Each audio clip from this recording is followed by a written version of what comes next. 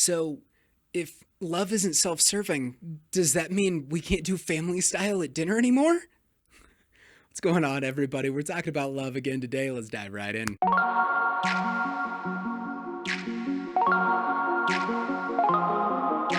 Welcome back, everybody. My name is AP Raleigh, author of Abide, and I make Christian content to help both you and me grow in our walk with Christ. Now, we are back in 1 Corinthians 13:5 today, talking about what in the heck love is. And today we get to this point where it says love is not self-serving. What in the heck does that mean? We are not talking about serving yourself food at the family dinner.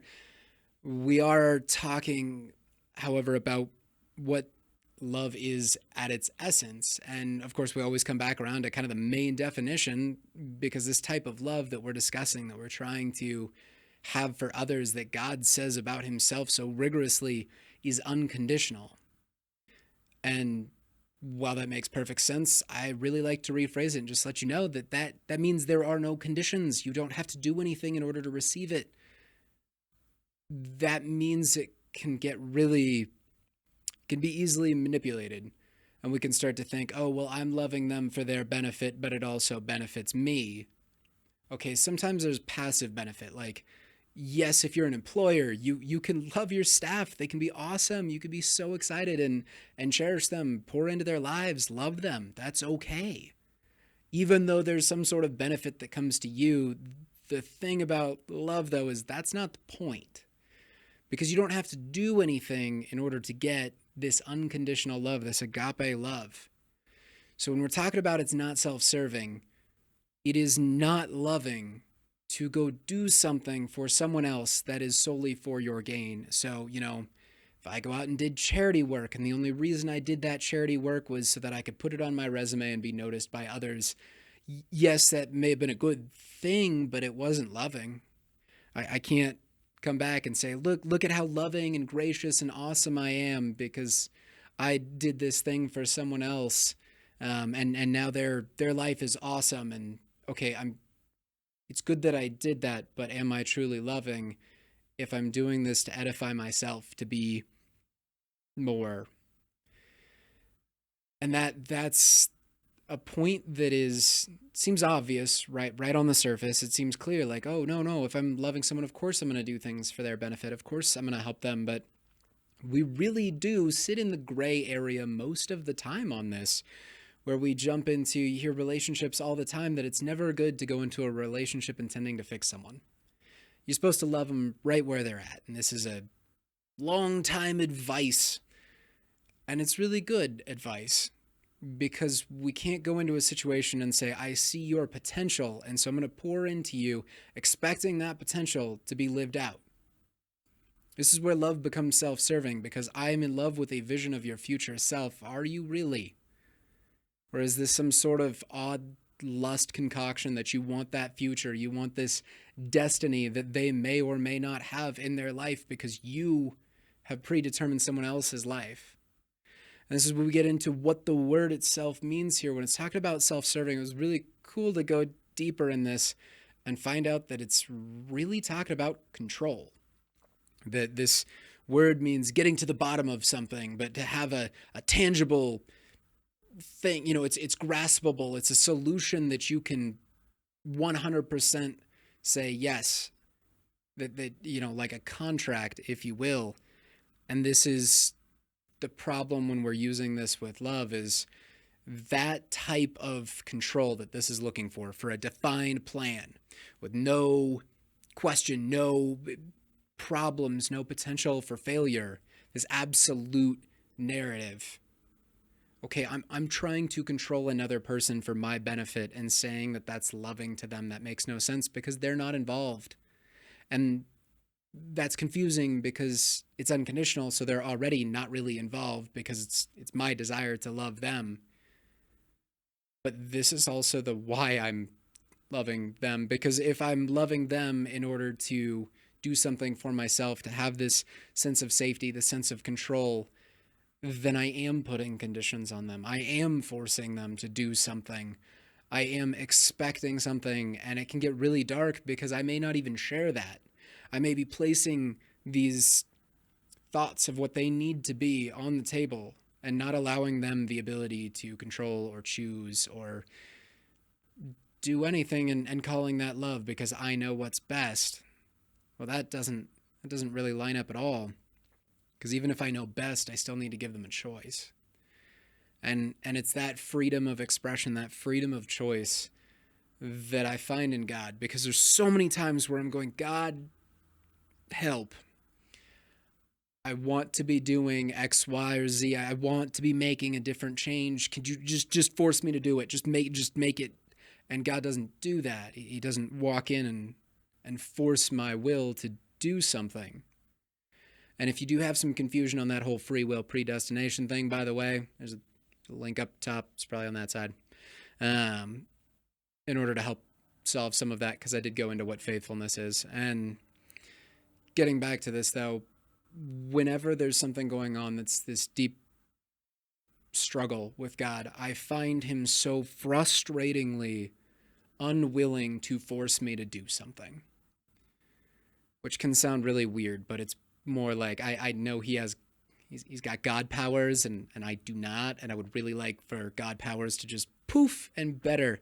And wouldn't that be great if I, solved therapy in an afternoon? But that's not how it works, because I have the conscious choice to not do the best thing for me. And God will present it time and time again of, this is what's best for you. And this is what I want for you. And this is going to be a great path for you. And I'm like, no, mine is better. It does not work out, just so we're all clear. And he allows me to do that, which is so loving, because I understand that for myself, relationships can be such a dangerous thing because they don't have that tangible control. That's what this is all about. And it's kind of funny that it's even in here, because this is something that you grasp for and you never get. Thank you, free will of human beings. You don't get this forced, defined thing where you are 100% knowing what's going to come in the future. This is something we grasp for, and it comes out really nasty, and it hurts a lot of people. So I think this is almost included as a just don't pursue this route. Don't pursue this need to control the relationship. Allow people to be people, and in that they find that they can be comfortable because no one is forcing them. And you're finally this safe place. And that is such a beautiful thing. So we want to avoid trying to do that. And when we have God in this mix, and he's not forcing us and not fighting me to do what I am in word wanting to do, but in actuality not even remotely. And because he hasn't forced me and he allows me to fail, I then come back to him and understand, no, he was not only right, but he was gracious in it. Because if he would have forced me, I would have gotten really angry. And that would not have turned out well for anybody. And I remember back to my days in Boy Scouts, and this is where I started learning this lesson. It was never explained in this whole it's not self-serving manner, this whole control narrative that if I love somebody, I'm going to force them to do what I want. That wasn't brought up, but what was brought up was the fact that I would time and time again just go on these absolutely idiotic ideas. I still remember grabbing one of those stovetop popcorn things that you're supposed to use on the stove that are not certified for campfires, so we're clear. And there's a huge roaring fire that was probably way bigger than it needed or should have been. And I'm, of course, over by this fire because I thought it was a fireplace one that I could use. And, well, we figured out really quick it wasn't. But I still figured I'll make it work anyways. And so the flames are so hot. I have got my shirt off. I'm like barely reaching over trying to make this popcorn thing happen and getting all kinds of dirty and almost burning myself. I don't know how many times. And one of the leaders came over just really quietly. And I always remembered him being one of the greatest sources of wisdom and the greatest safe places in that entire organization, because he comes over and he quietly just goes, "Did you need a fire glove?" And he's got or hot pad or something, but he's got like grade A level firefighter gloves for no apparent reason in the back of his car, if I remember properly, and goes and grabs those, gives them to me, and just quietly walks away. And I'm just going, oh my gosh, this was so dumb. But there's no condemnation, no, don't do that, do it my way, do it. And I asked him about it when I got a little older, and he still remembered, and he looked at me and he was like, I understand that you're not going to hurt yourself. You weren't a dumb kid. You're not going to do that. And I could have said stop or taken it away or done something. The time I was, I don't know, 15 years old and an angsty teenager already, and he just said, I figured if I gave you the solution to your problem and just let it lie and walked away, that would probably be better for you. And it was. It changed so many. It's such a stupid small moment where instead of helicoptering into a situation that was not, it didn't need anything, he understood that if I kept doing this, there was a chance I might get slightly injured. But what I really needed was just that flashback to reality that, oh, perhaps this is dumb. But he never said it. He never needed to. He just gave me a safety glove and walked off and left it up to me what I was going to do. And that small event then built so much trust for me that I continually asked him and continually came in for help. And there was never a point when he took control of the situation and forced me to do it his way. And I've noticed that was also something my grandfather did. That was also something that several other people did. And that is one of the earmarks of the best leaders that I've ever worked with, is the allowance to fail when nobody's going to die in the process. If there's no need to take over and force it, it's just the simple, quiet offering of a solution, especially waiting for others to ask. Just standing there and being available and waiting for others to ask. And having that solution, but not forcing it. And that is what we get with God. And I know that sounds like it's deviating off of self-serving, but I think it's pretty obvious when we're doing things for ourselves through others. When we are changing them in order to make ourselves feel better or in order to build something for ourselves, that's just using people. I think that's pretty clear. But that control narrative takes so many views because most of the time we feel like we're doing something good for them. We're jumping in. We're just helping. I'm just taking care of it. And don't worry. I'm just going to make sure you do that. I do this. I know. I've watched myself do it and afterwards just gone, oh no. I was just trying to make my life easier because I knew this situation would end poorly and I would have to deal with it. And I don't want to deal with it. So I'm doing this and then being like, oh, look how great I am that I helped you so much. And it's like, no one asked. This is a point that I've been trying to work on. So I hope that summarizes a bit.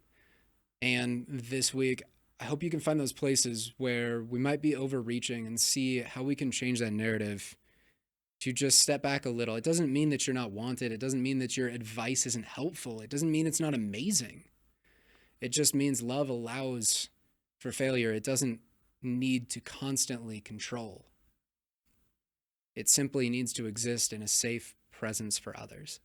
So go ahead, pursue that this week. That's exactly what I'm doing. So we'll do it together.